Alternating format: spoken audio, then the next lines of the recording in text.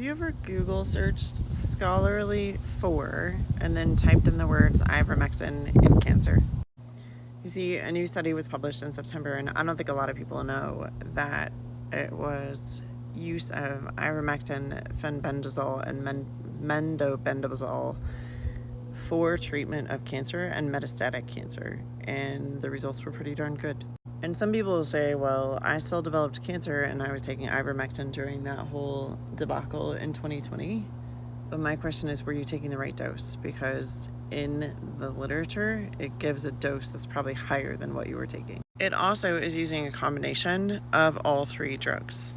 There's some other literature out there that also shows that ivermectin combined with some of the chemotherapy drugs makes the chemotherapy drugs more effective and also less damaging to the host.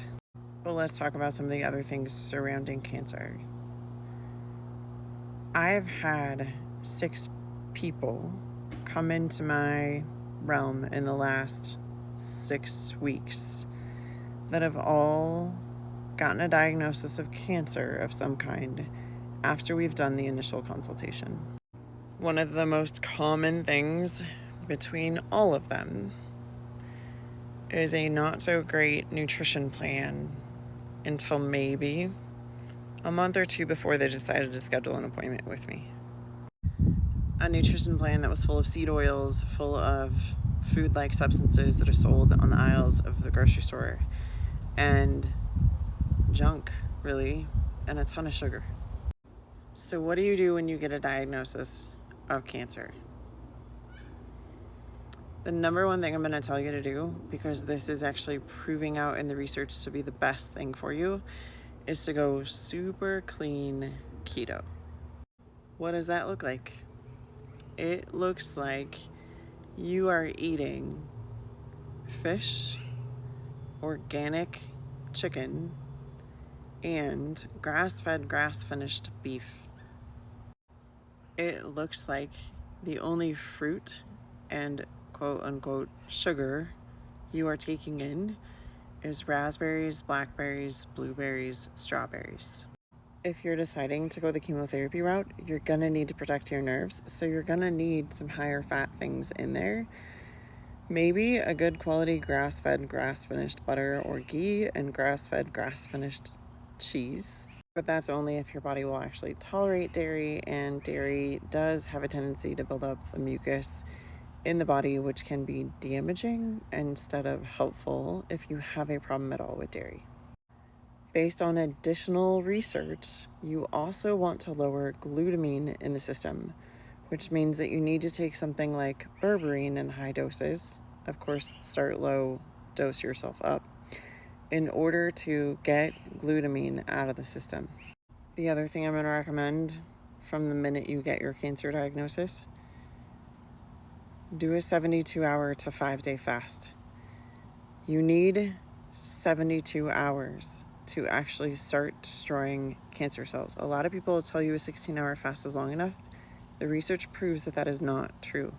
You need 72 hours. If you can work yourself up to 5 days, do 5 days. Find an oncologist who has read the latest research on ivermectin, fenbendazole, and the other antiparasitics in relationship to treatment of cancer. There are articles, good articles, even on metastatic cancer and colon cancer, that are as recent as 2021. If your oncologist hasn't bothered to read them, that is not the oncologist you want.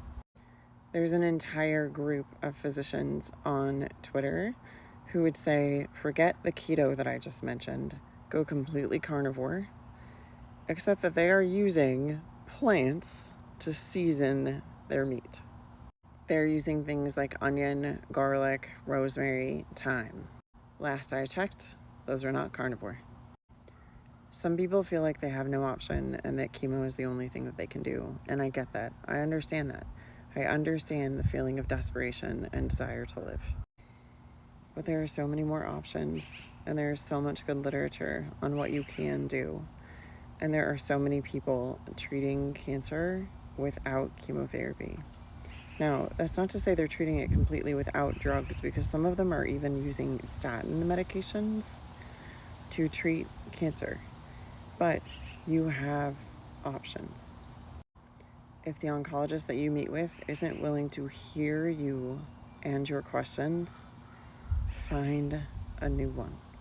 One of the huge benefits of 2020 and 2021 was that so many more doctors opened themselves up to telehealth across state lines. You are not stuck with someone in your state or someone in your rural area. You can do telehealth visits with other people. You are not entitled to health care, but according to the Constitution, you are entitled to say yes or no to anything you choose regarding your body. It's in the 14th Amendment, which also means that you are entitled to ask questions about your care. And I encourage you to do that.